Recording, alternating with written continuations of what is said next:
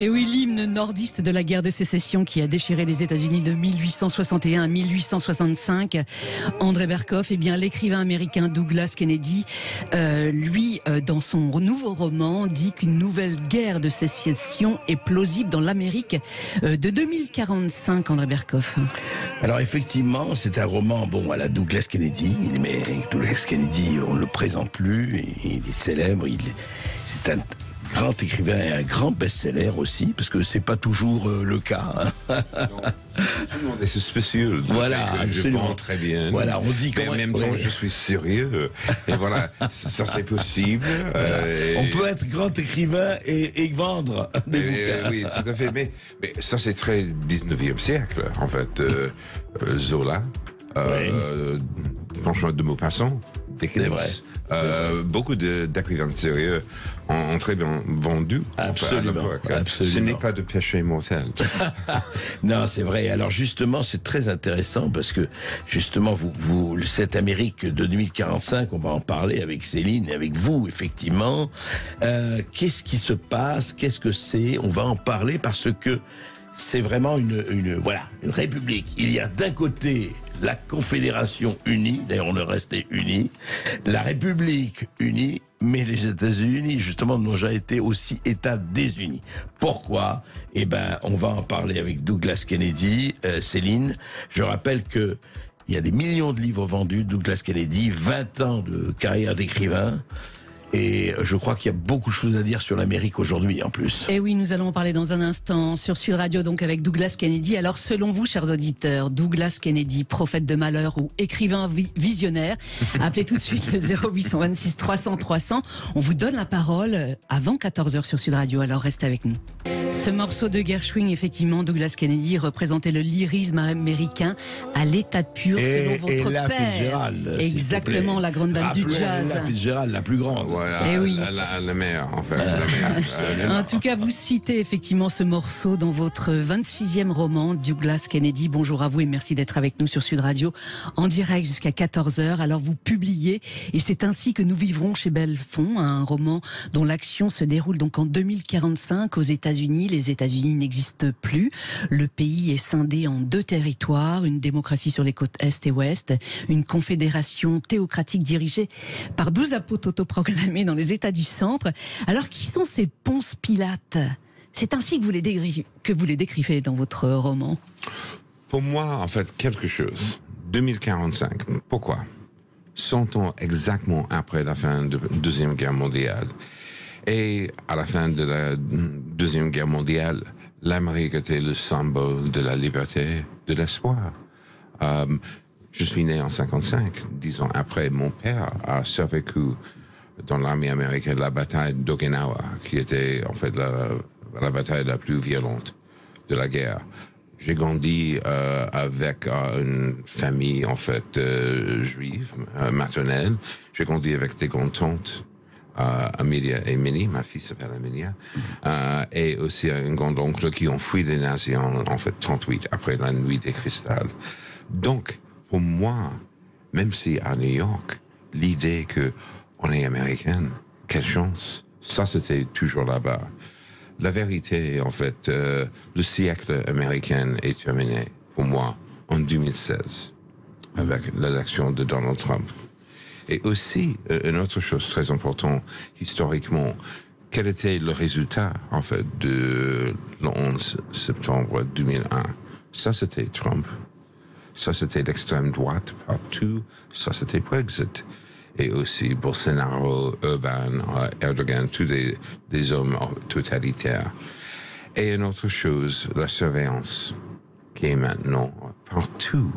Donc j'ai utilisé beaucoup de choses et j'ai commencé de réfléchir du moment qu'on peut-être, en fait, les deux côtes et quelques États du Nord vont dire du reste du pays, hasta la vista baby. Au revoir. Ah oui. Alors cette confédération, racontez-nous quelles sont effectivement les normes et les règles qui sont appliquées. Oui, en fait, mon idée était en 1933, il y avait un acte violent. Et ça, c'est après une période qu'en fait, les États républicains ont changé le système. et avec une majorité absolue. Le roman a commencé pour moi, une petite décoration, pendant un dîner avec un camarade de classe à New York, un golden boy de Wall Street, un ancien golden boy maintenant hyper riche. Mais pour un homme avec une valeur de 50 millions de dollars, assez cool aussi. Et c'est une lecture de moi. Mais on a discuté le coup d'État raté du 6 janvier quand le Capitole a attaqué. Et aussi, c'était la fin de l'avortement fédéral aux États-Unis. Et il m'a dit quelque chose. J'en ai marre de subventionner des voyous du Sud et du Midwest. Qui contrôle la finance des États-Unis? C'est nous, des deux côtés. La Californie a la 4e économie la plus importante du monde. Et on est ici à New York, le centre de la finance globale. Donc, pourquoi on continue avec, en fait, les néo-chrétiennes et leurs idées misogynes et de Moyen-Âge? Il faut commencer un divorce.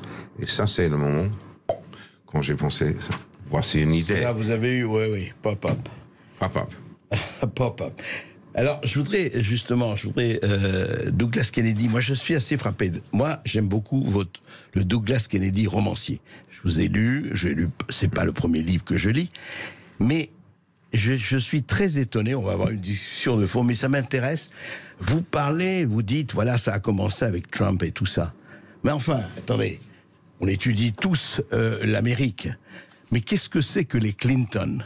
Qu'est-ce que c'est que Biden? Qu'est-ce que c'est que ça? Mais c'est une clique de corrompus jusqu'à l'os. Regardez tout ce qui se dit aujourd'hui. Mais si, Douglas Kennedy, vous parlez de Trump, mais Trump à côté de Biden, je pense, c'est mon avis personnel. Non, mais c'est important parce que vous dites, c'est très intéressant, parce qu'au fond, est-ce que ce n'est pas l'analyse des bons bobos milliardaires des États-Unis en disant, nous, en Californie, on est merveilleux, allons voir San Francisco aujourd'hui, j'y étais il y a 2 ans. C'est... Alors que j'adore San Francisco, je vais 50 fois aux États-Unis, je suis allé. C'était formidable. Regardez ce qui est devenu San Francisco aujourd'hui. Regardez ça, nous sommes côte ouest, côte est. We are the best, the brightest. All the others, je parle en anglais, ce sont des gueux, c'est des ploucs, c'est des paysans. Toute cette Amérique centrale, qu'est-ce qu'on fait? Ils ne servent à rien. Je suis très étonné. Monsieur, voilà. Oui. En fait, vous êtes comme Monsieur Nixon maintenant. En fait. Pardon? Vous citez des mêmes paroles de Richard Nixon de 1968. Parce que, en fait, ça c'est la guerre culturelle que vous articulez, et c'est dangereux, parce que ce n'est pas la vérité, honnêtement, mais ça c'était la stratégie du Parti républicain, excusez-moi. Ça, non, mais, je peux parler? Oui, ça c'est la stratégie du Parti républicain, l'idée de diviser le pays avec l'idée, honnêtement, les deux côtés c'est des snobs, des intellectuels, des minorités, en fait, des homosexuels. Non, excusez-moi. Nixon a dit, entre 68, il y a une vraie aux États-Unis. Et ça, c'était 68, pendant des manifs, pendant des émeutes, pendant sexe et drogues et rock'n'roll. Des vrais Américains, la majorité silencieuse, l'Amérique profonde, les deux côtes, honnêtement, ils vous détestent. Et ça, c'est la même stratégie que Reagan et Bush 1 et 2 et surtout Trump ont utilisé. Il y a un livre très important de Thomas Frank, journaliste du Kansas, et le titre c'est « Qu'est-ce que c'est le problème avec le Kansas ?» Au début du XXe siècle, le Kansas était l'État le plus, en fait, progressiste des États-Unis. Maintenant, c'est le plus conservateur. Et il a dit, le problème maintenant, et le Parti républicain a convaincu, en fait, l'Amérique profonde de voter contre ses propres intérêts et pour, en fait, un parti qui utilise le patriotisme, Dieu, le drapeau, de manière émotionnelle et pas rationnelle. La vérité, Monsieur Reagan a détruit la classe moyenne. J'ai grandi dans la classe moyenne new-yorkaise. J'ai grandi à Manhattan. La classe moyenne à Manhattan, maintenant, ça c'est un oxymore. Non, c'est complètement, en fait, mais attendez. en dehors du sou. Et la vérité, en fait, regardez Trump. Le mec est un gangster. Désolé, monsieur, c'est un gangster. Écoutez, moi je trouve qu'à côté de Biden, Trump, non, mais non, Biden, rotten. Attends, vous avez vu le laptop de monsieur Hunter Biden? Le crack, la pédophilie, tout ça, ça c'est des facts. Excusez-moi. Alors vous, Biden, vous dites Biden, c'est Franklin Roosevelt. Mais hallucinant. Il a touché de l'Ukraine, il a touché de la Chine, il a touché... Bon, on le sait aujourd'hui. Simplement, excusez-moi, mais vous ne voulez pas le voir. Pour moi, vous êtes un grand romancier, mais je donne mon avis. Politiquement, je comprends pas comment vous parlez comme ça, quoi. C'est hallucinant. Biden, vous dites Franklin Roosevelt de Biden. Vous savez aujourd'hui ce qui se passe. Vous avez les preuves, monsieur Kennedy. Pardon. Clairement, en fait, vous écoutez Fox News. Tout le temps. Ah oui, d'accord. Au lieu de répondre c'est vrai ou pas, vous écoutez Fox News. J'adore. Tout le Deep State. Tout. Dites-moi, Nixon, le Watergate, mais moi j'étais le premier, on était tous. Où sont les journaux qui parlent des 17 tapes? Les 17 tapes de Biden. On était tous avec le Washington Post. Où est le Washington Post aujourd'hui? Où sont la presse d'aujourd'hui? Où ils sont? Mais monsieur, pardon. De respect. Non, mais j'ai le respect. De respect. Vous n'avez pas de respect. Si, non, je n'ai pas de respect. Et honnêtement, en fait, je pense que vous parlez, en fait, des hypothèses d'extrême droite. Ah bon, et non, désolé, en fait, désolé. Mettez l'étiquette, c'est très bien. On répond pas à la question, on répond pas aux facts. Vous n'êtes pas pragmatique, vous êtes extrême droite. Bon, je veux bien. Voilà. Bon, écoutez, si vous n'avez pas envie de rester, vous ne restez pas. Mais moi, je dis ce que je pense. Nous sommes une radio libre. Et si vous ne voulez pas la discussion, c'est pas grave, monsieur Kennedy. C'est votre. Mais monsieur, en fait, immédiatement, vous êtes devenu fâché. Vous êtes devenu, en fait, en colère. Et ça, ce n'est pas mon style. Et voici la raison pour laquelle c'est impossible d'avoir un débat aujourd'hui, partout.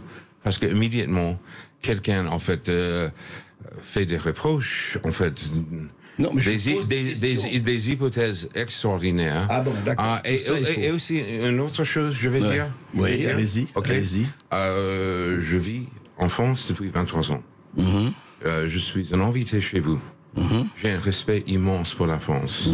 Je suis si reconnaissant pour mon succès en France. Oui. Mais jamais de ma vie que j'ai discuté des choses politiques en France, parce que ce n'est pas mon pays. Et jamais en public. Mais pourquoi on ne peut pas discuter? Pourquoi? Qu'est-ce que vous avez contre la discussion? Ce n'est pas une discussion, en fait. C'est franchement, en fait... c'est vous. Ce n'est pas une discussion, c'est vous et vos idées. Et voilà. Bon, écoutez, si on ne peut pas échanger des idées, c'est pas grave. Qu'est-ce que vous voulez que je vous dise? Ce qui est extraordinaire, je vous pose des choses. Moi, j'ai dit que j'aimais beaucoup vos talents de romancier, que je trouvais que vous avez un grand talent de romancier. Mais quand je vous pose des choses, vous dites à extrême droite, je parle comme Nixon. Très bien. Moi, je pense qu'il faudrait revenir, André Berkoff, au livre de Douglas Kennedy. Si vous le voulez bien, Douglas, j'aimerais qu'on revienne en détail sur votre histoire, l'histoire qu'effectivement vous racontez dans ce livre. Alors, parlons effectivement, revenons à cette confédération et notamment, expliquez-nous quelles sont les règles que vous avez imaginées dans cette configuration où vous le racontez, il y a une brigade purificatrice. Voilà, dites-nous. Je pense que l'interview est terminée, ok? Et mon attaché de presse est d'accord. Ok, au revoir. Au revoir, Douglas Kennedy. On va faire une petite pause sur Sud Radio. On se retrouve dans un instant. À tout de suite. André Berkoff, Céline Alonso. Voilà, nous sommes là, la culture dans tous les états, et quelquefois, comme vous le savez, la discussion part. Moi, j'ai dit très simplement que j'aimais beaucoup Douglas Kennedy comme romancier. Je trouvais que c'était un grand romancier.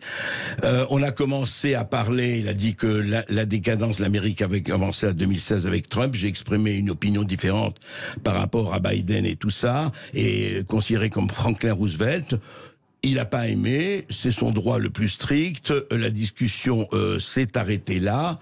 Voilà, écoutez, moi je crois que les discussions doivent toujours se faire, ça n'a rien à voir, il aurait pu continuer à discuter, il a estimé le contraire, il m'a dit que je parlais comme Nixon, ou etc. Enfin bon, on va pas s'attarder là-dessus. Je dirais simplement qu'avec Céline Alonso, je recommande le bouquin de Douglas Kennedy. Je pense que ses prémices sont tout à fait fausses, mais que c'est un très grand roman et la littérature ne s'arrête pas à la correction politique. Voilà. Alors, je suis content, on va recevoir Emmanuel de Pessac. Bonjour Emmanuel. Bonjour André. Bonjour. J'adore vos colères justes et effectivement qu'il méritait. En fait, aujourd'hui, vous avez reçu un auteur qui a certainement un excellent talent que je n'ai pas lu, donc je ne vais pas raconter ça. Il a un très grand talent, effectivement. Ça, j'ai aucun doute là-dessus. Vous êtes un grand lecteur, moi moins, et en tout cas pas de ses livres. Mais là, on a typiquement l'attitude d'un propagandiste en fait qui se sert de son talent. Et d'ailleurs, Noam Chomsky avait pas mal retourné sa veste aussi, malgré ses œuvres magnifiques et très intéressantes. Et il a fait la même chose lors de la période Covid. Il a sorti des choses qui étaient complètement inadmissibles. Moi, j'ai travaillé aux États-Unis, j'ai travaillé dans le New Jersey. À l'époque, dans les années 92-95, j'avais aucun problème là-dessus. Aujourd'hui, il y a une scission. Moi, j'ai encore des copains aux États-Unis. Il y a une scission, et vous avez vos enfants là-bas, donc ils doivent vous le dire, sur les États. Voilà, il y a vraiment une scission entre les États démocrates et les États républicains qui ne pourra pas se réconcilier. Je ne sais pas comment ça va se régler. J'espère que ça se réglera simplement pacifiquement, mais il y a une vraie scission.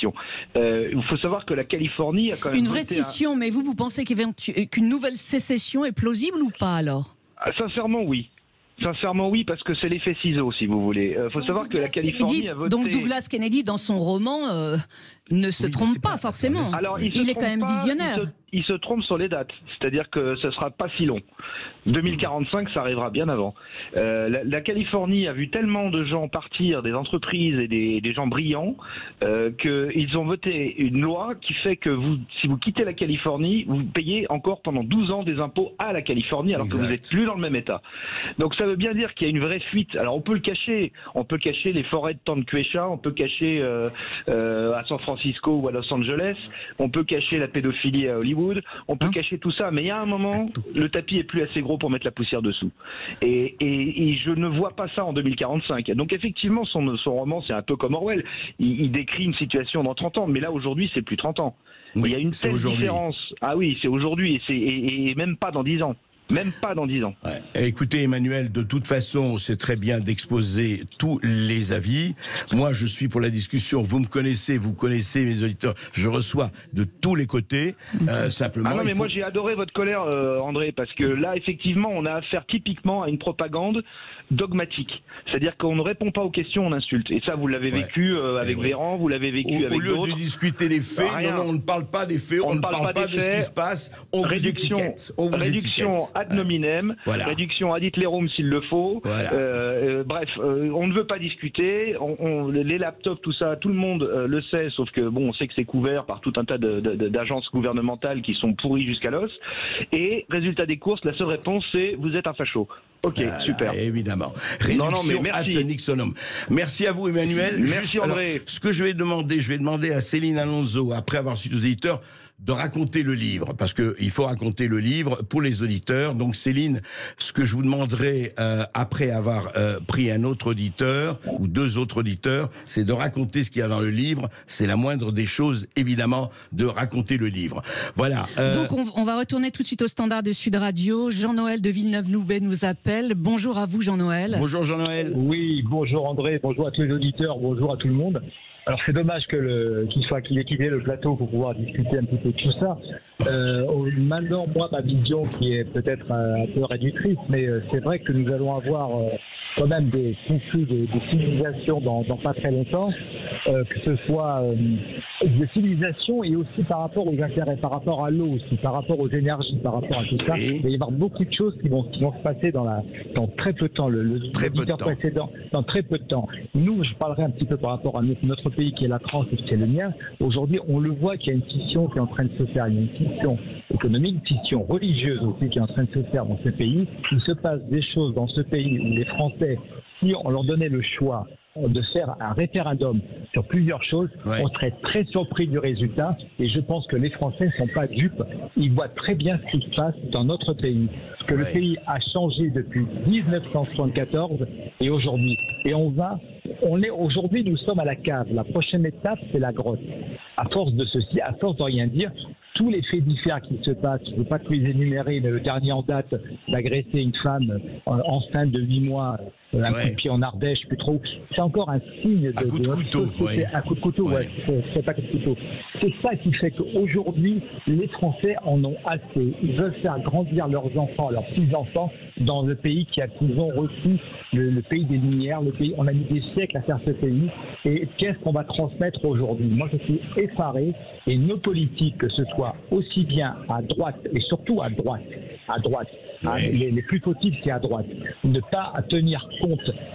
Pourquoi Jean-Noël, juste un mot, pourquoi les plus fautifs sont-ils à droite pour vous? Parce que, très simple, parce qu'à droite, ils sont plein de propos, ils sont bourrés de propos bien forts, bien clairs, bien précis quand ils sont en campagne, en meeting, en réunion. Et dès qu'ils arrivent au pouvoir, c'est fini. La meilleure preuve, c'est la loi, le CRU, le SRU.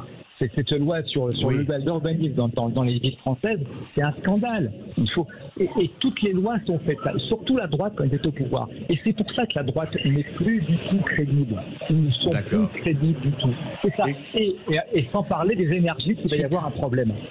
Les énergies. Tout à fait. Jean-Noël, merci. Merci en tout cas de votre réaction. Merci à tous de vos réactions. On va prendre tout de suite Béatrice qui nous appelle d'Annecy. Bonjour à vous, Béatrice. Bonjour, Béatrice. Bonjour. Écoutez, merci Monsieur Berkoff. Et on adore vos colères. Vous avez raison, il y en a marre d'écouter, de complotistes, de tous ces mots en isme, où on ne peut pas discuter sans être moi je suis d'accord avec vous. Je pense que la sécession, ça ne sera pas seulement en Amérique, ça sera partout dans les États européens et en France très rapidement. Donc voilà, merci de résister pour nous.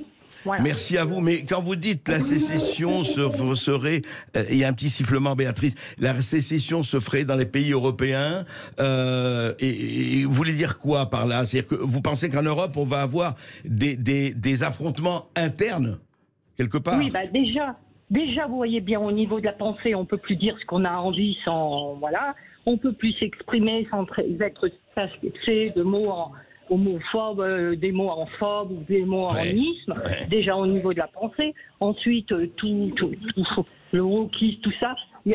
Moi, je vois autour de moi, je vis dans une toute petite ville, pas loin d'Annecy. On en a tous marre, mais franchement marre, et on se regarde en disant, c'est quoi l'étincelle qu'on sait que le 1er 6 mai, on est tous dehors, alors qu'on est des gens très pacifistes, on travaille, on n'est pas forcément dans le besoin, vous voyez ce que je veux dire? On en a tous marre. On attend l'étincelle. On attend l'étincelle. Mais vous l'attendez de la part de qui, cette étincelle, justement, Béatrice? Je sais pas, justement, je sais pas. La veille de la Révolution, c'était quoi l'étincelle? Et oui, comme vous dites, à la veille de la Bastille, n'oubliez jamais que Louis XVI, et je ne compare pas, comparaison n'est pas raison, Louis XVI avait dit aujourd'hui rien. Il avait noté ça dans son journal intime.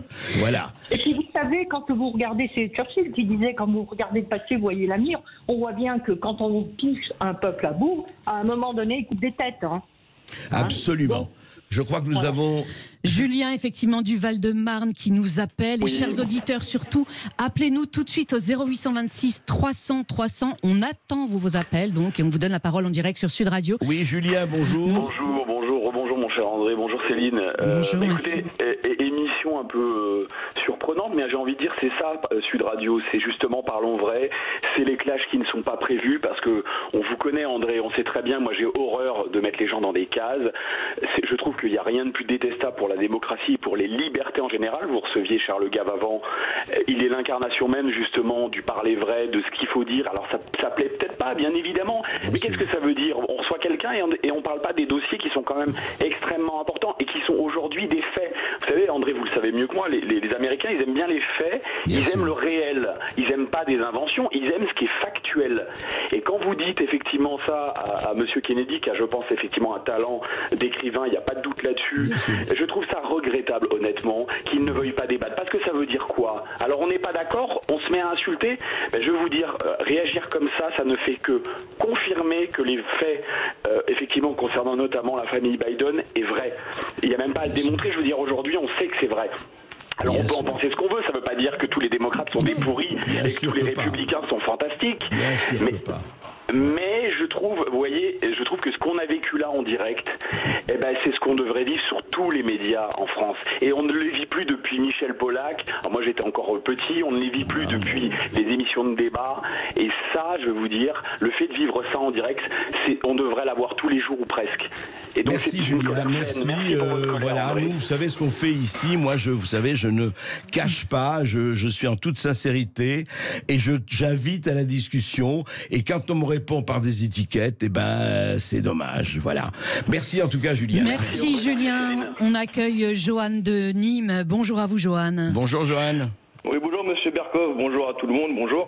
Alors, je voulais réagir évidemment par rapport à votre entrevue avec Monsieur Kennedy, mais je trouve ça un peu dommage, effectivement, que Monsieur n'ait pas eu au moins un mot à répondre et à s'emporter un peu comme cela. Après, bon, c'est vrai que je peux pas vous en vouloir d'avoir réagi comme ça, parce qu'effectivement, avec tous les faits et tout ce qu'on sait, et si on ne peut pas avoir débat, même sur une radio ou dans n'importe quel média actuel, sur ces sujets-là, c'est vraiment dommage et ça est atteinte à notre démocratie. Donc je comprends votre réaction qui est très juste. Après, moi, je voulais revenir au sujet du livre de la scission entre démocrates et républicains aux États-Unis. On a parlé souvent de la Russie et de son démantèlement, mais il y a possibilité aussi que ça se passe dans l'autre côté aussi. Faut pas. Et c'est pour ça que c'est dommage qu'il n'y a pas eu de débat avec ce monsieur, parce que de l'autre côté, il n'est pas impossible qu'il y ait un côté ouest qui se sépare du côté est, fonction politique et religieuse, enfin plutôt du dogme, en ce qui est wokisme, etc. Donc je pense que c'est possible, mais c'est dommage qu'on n'ait pas. Je suis d'accord, mais vous savez, c'était très intéressant parce qu'en première partie de l'émission, il y avait effectivement Charles Gave, et je ne prends pas Charles Gave pour modèle, mais lui a présenté un certain nombre de faits. Et moi, effectivement, après, avec Céline, quand on reçoit Douglas Kennedy, dont le sujet du livre, encore une fois, c'est un d'ailleurs qui est très intéressant, c'est la séparation. Et ça, je vais vous dire juste un mot. C'est très intéressant. Quand moi je suis allé, j'ai été le seul journaliste étranger, et c'est pas pour ça que je suis pour lui, contrairement à ce qu'on croit, pas du tout. Mais mais je suis allé interviewer Trump et j'ai suivi 2 de ses meetings. Et je me rappelle très bien, c'était Mississippi, Alabama. Et j'ai des amis, je vais très souvent aux États-Unis, aussi bien sur la côte ouest New York que sur la côte ouest Californie que la côte est New York. Et je me rappelle très bien qu'à l'époque, je vous parle de février 2016, et il disait, mais qu'est-ce que tu vas perdre ton temps avec ce clown, ce charlatan, cet imbécile de Trump, etc. Le débat était déjà lancé. Et quand je suis allé dans les meetings, j'ai vu qu'il y avait un mouvement. Alors maintenant, est-ce qu'il y a des citoyens de première zone et des citoyens de seconde zone? Est-ce qu'il y a des gens qu'il faut écouter parce qu'ils ont la culture ou parce qu'ils ont la fortune, et tous les autres, ce sont des sous-hommes? Eh ben, je ne sais pas. Moi, ce n'est pas évidemment mon ton de beauté. Je suis complètement d'accord. Après, c'est vrai que on est beaucoup dans le jugement aujourd'hui et on se stigmatise en fonction d'une classe ou en fonction de religion, de culture ou de pays d'origine, etc. Ça se passe partout sur le globe, sauf dans certains pays qui sont restés un peu en retrait. Donc, comme on peut parler des pays de l'Est de l'Europe ou ailleurs. Mais le modèle américain sur la mixité, beaucoup de choses comme ça, il y a eu des bonnes choses par le passé. Bien sûr. Et puis le woke, et puis la cancel culture, etc., etc. Enfin bon. En tout cas, merci Johan. Céline. Merci à vous, oui, merci Johan. Nous accueillons Samir de Seine-et-Marne. Bonjour à vous, Samir. Bonjour Samir. Bonjour André, bonjour à tous. Bonjour. Alors moi je me présente, donc j'ai 44 ans, je suis né en 79. Donc j'ai un bac plus 5. Alors je parle bien évidemment en mon nom, mais je représente tout un pan de la population française.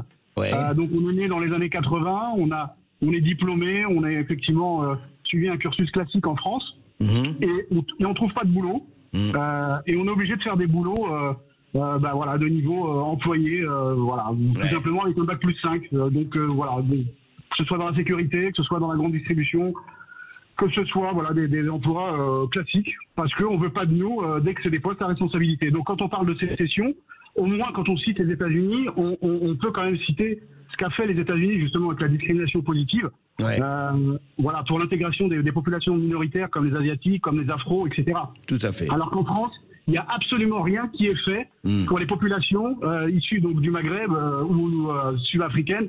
Voilà. Pourquoi ? Parce que voilà, on préfère mettre en avant effectivement la parité homme-femme, les minorités sexuelles qui n'ont absolument rien à voir, tout ce qui est LGBT, etc. Mais en l'occurrence, nous, les Français, voilà, on n'a aucune capacité de nuisance, on ne peut pas se défendre, il n'y a aucun lobby qui nous défend. Vous voyez mon CV, vous dites effectivement c'est un ancien cadre, un ancien patron, etc., mais qui ne trouve pas de boulot et qui est obligé de faire des boulots voilà, de livraison chez Amazon ou je ne sais quoi. Et qu'est-ce qu'on vous dit quand vous recevez des refus? Qu'est-ce que les gens mettent en avant? Vous pouvez pas prouver en France que c'est de la discrimination à l'embauche.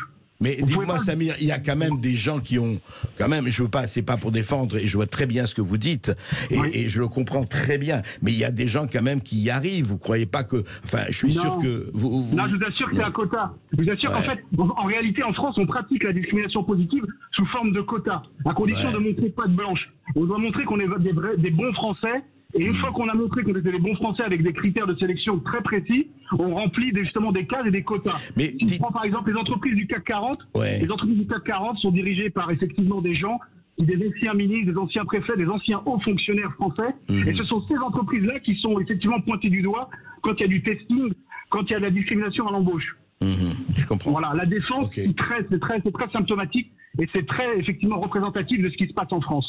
Vous avez effectivement une classe de la population qui est très raciste, que j'estime moi être très raciste, et qui effectivement est contre notre population. Mais dites-moi, juste Samir, non, je sais, d'ailleurs on fera une émission, d'ailleurs des émissions là-dessus.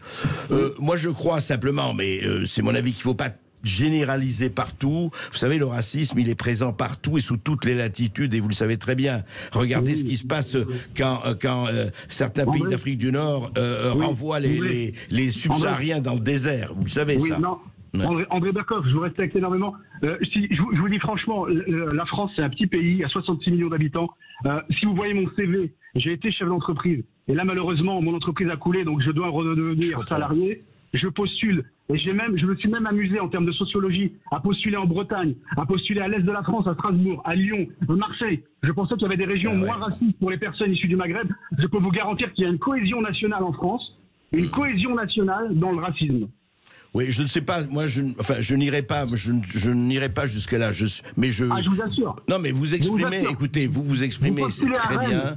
Ou à Marseille, c'est pareil. Oui, au nord, au sud, à l'est, à l'ouest, il y a une cohésion. C'est vrai. Mais écoutez, je veux faire quand même une émission avec un certain nombre de chefs d'entreprise et de chefs de PME, TPE, de maghrébins et autres, et vous verrez, vous serez surpris, honnêtement. Je ne dis pas qu'il y en a une majorité, et vous serez surpris du résultat, je vous assure, parce que c'est quelque chose que je suis en train d'organiser avec des amis, justement, maghrébins, des chefs de TPE, PME, et vous allez voir. Et quant à vous, écoutez, envoyez-nous simplement, je ne dis pas qu'on va résoudre le problème, mais moi je vous dis quelque chose, Samir, envoyez-nous à Sud Radio votre pas pour pas vous trouver une embauche, mais quand même, on va faire circuler la chose.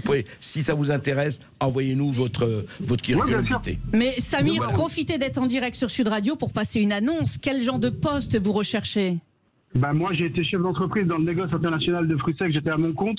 Je faisais de l'export entre le pays du Moyen-Orient, de la France et des États-Unis. Et là, je suis de retour en France après une absence de 10 ans à l'étranger. Et je cherche un poste de cadre commercial. Donc, je suis spécialisé dans le négoce. Ça peut être les matières premières, ça peut être l'agroalimentaire, ça peut être pas mal. Ça peut être les achats, ça peut être la vente, ça peut être l'export, ça peut être voilà. Samir, vous nous envoyez à l'adresse de Sud Radio que vous avez, à mon nom, à André Berkoff, vous envoyez cela. Merci à vous.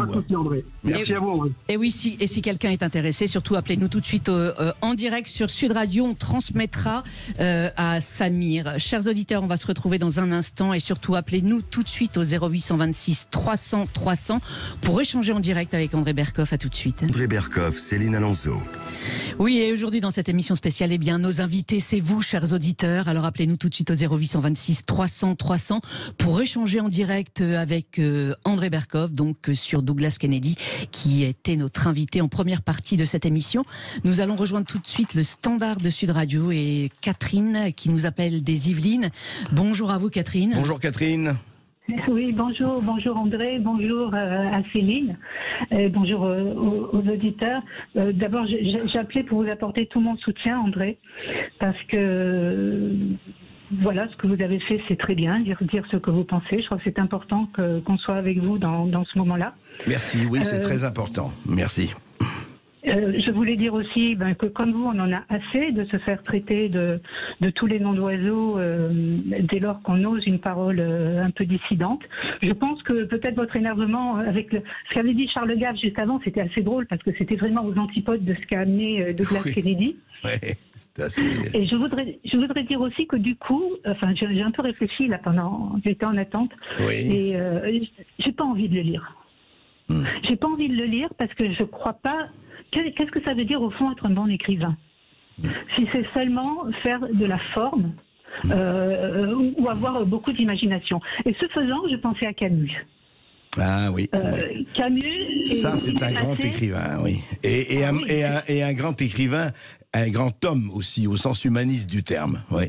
Tout à fait. Et si on repense à ce qui s'est passé en marge du discours de Stockholm, quand il a reçu son prix Nobel, et la façon dont il a été agressé au sujet de l'Algérie, il a fait face, il a répondu. Tout à fait. Quitte à d'ailleurs avoir une parole qui a été manipulée, mal interprétée sur l'histoire de la justice et de sa mère, enfin c'est un autre débat.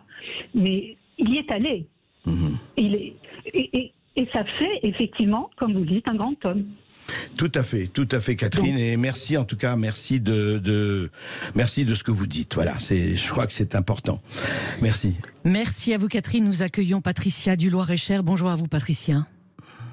Bonjour Patricia. Bonjour, merci vraiment de tout ce que vous faites. Je parle avec beaucoup d'émotion, parce que vous me rappelez mon père, qui est parti et qui savait comme vous, avoir des colères saines pour exprimer ses convictions, tout en respectant son adversaire.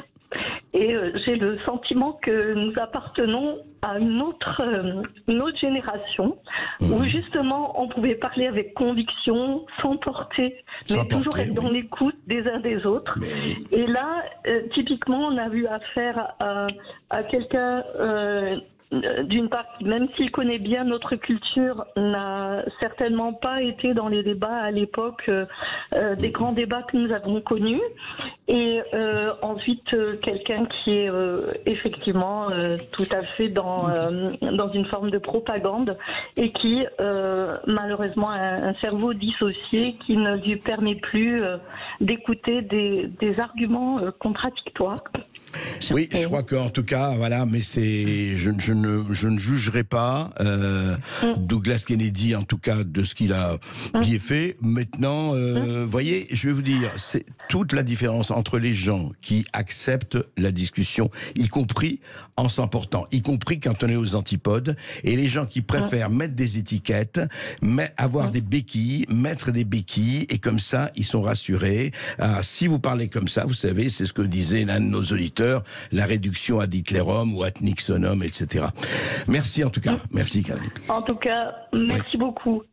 Merci Patricia d'être intervenue sur Sud Radio. Oui, et quand allez-y Catherine. Oui, vous vouliez ajouter quelque chose? Oui. Et en fait, on en arrive parce que je suis comme vous parfois confrontée à des situations un petit peu extrêmes et on est obligé de mettre en deçà et d'être toujours dans le contrôle parce que dès qu'on exprime un peu d'émotion, on est tout de suite je vais vous dire Catherine, exprimez vos émotions. N'ayez pas peur d'exprimer tout ce que vous avez exprimé. Je le dis à tout le monde, exprimez-vous. N'ayez pas peur, c'est pas de moi, c'est de Jean-Paul II, du pape. Donc je prends mes références. N'ayez pas peur. Merci beaucoup et bon courage. Non, mais je n'ai pas peur, mais bon courage. Merci à vous Patricia, bon week-end à vous. Tout de suite, on va rejoindre le standard. Éric de l'Hérault nous appelle. Bonjour à vous Éric. Bonjour Éric. Bonjour. Oui, bonjour. Bonjour M. Berkoff. Bonjour madame. Voilà, donc je vais m'exprimer. On peut s'exprimer librement chez vous et ça c'est très bien. Bon, concernant votre invité qui est parti, écoutez, c'est légitime à lui. Après, on a d'autres, on a une autre culture, on a un autre passé, donc enfin bref, voilà. Mais oui, il n'y a pas de problème. Voilà, je voulais juste revenir une chose en fait qui va carrément interpellé. Oui. C'est la personne qui n'arrivait pas à trouver de travail suivant sa culture, sa religion. Oui. En France. Alors, Samir, oui. Moi, voilà. Donc moi, peut-être j'ai la réponse. Maintenant, je vais lui dire pourquoi. Alors Oui. moi, j'ai travaillé depuis 20 ans dans une dizaine de sociétés qui sont spécialisées en fait dans la rénovation de l'habitat, où les salariés vont chez les clients. Oui. Voilà. Et alors, ce qui m'a interpellé, c'est que on devait embaucher du personnel, Oui. les CV s'entassaient, et en fait, on ne prenait jamais jamais été sélectionné des personnes de culture, on va dire musulmane, étrangère ou un peu typée. Pourquoi Pourquoi J'ai posé la question à des employeurs, et même moi j'ai été employeur. Oui. La réponse elle est simple. Le patron vous dira, mais écoute, je ne peux pas me permettre de sélectionner des gens comme ça, ces personnes-là, même s'ils ont des qualités, parce qu'actuellement, 40% de mes clients potentiels Oui. votent Rassemblement National. Ce qui peut entraîner, en fait, vous avez des gens racistes qui vont recevoir des gens. Ah oui. Ça, c'est assez déplorable. Enfin, c'est triste, quoi. C'est triste. Mais c'est la situation. Enfin, voilà, c'est ce que j'ai ressenti, c'est ce que je ressens. Vous voulez encore dire maintenant. que le patron vous disait, oui, mais moi, 40% de mes clients sont Rassemblement National, donc oui. si je prends un Samir ou un Mohamed, ça marchera pas, quoi. Enfin, voilà, même si le gars travaille super bien. En fait, c'est le triste. client peut le prendre en grippe. Triste, ça. Le client peut le prendre en grippe et puis on connaît les dérives que ça peut avoir. Mais ils ont une forte retenue là-dessus. Et ça, actuellement, c'est de plus en plus intense, on va dire. Bon, j'ai la chance de travailler dans une entreprise actuellement qui n'a pas cette mentalité-là. Et c'est vrai qu'on reçoit régulièrement des gens, voilà, ça se passe très bien. Mais ça peut arriver et c'est vrai que, en toute logique...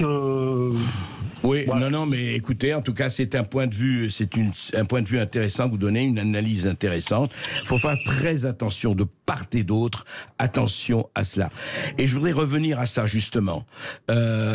Encore une fois, moi, le livre de Douglas Kennedy est un bon roman. Après ce qu'il y a à dire et ce qu'il y a à faire, vous l'avez su, mais je dirais quelque chose pour clore cette émission qui est une culture en sous-état qu'on a fait avec Céline et qui a tourné comme elle a tourné. Mais moi je veux vous dire, je suis très heureux d'avoir eu plus d'auditeurs, je suis très heureux de vos réactions et je suis très heureux que vous sachiez que effectivement, le problème n'est pas l'étiquette, le problème n'est pas celui-là, il est ça, je lui parle pas. C'est ça la véritable sécession, c'est ça la véritable partition, quand les gens n'arrivent plus à se parler, n'arrivent plus à se regarder et ne fonctionnent plus qu'à coup d'interdiction. Ça, c'est ce qu'on ne fera jamais, nous, ici, en tout cas à Sud Radio et à Berkov dans tous les États. On n'est pas dans l'apartheid, on n'est pas dans la discrimination, quelle qu'elle soit. Voilà, merci beaucoup. Merci à Céline d'avoir préparé cette émission. Et puis, à lundi, bien sûr. Et oui, et tout de suite, vous retrouvez Brigitte Lahaie sur Sud Radio.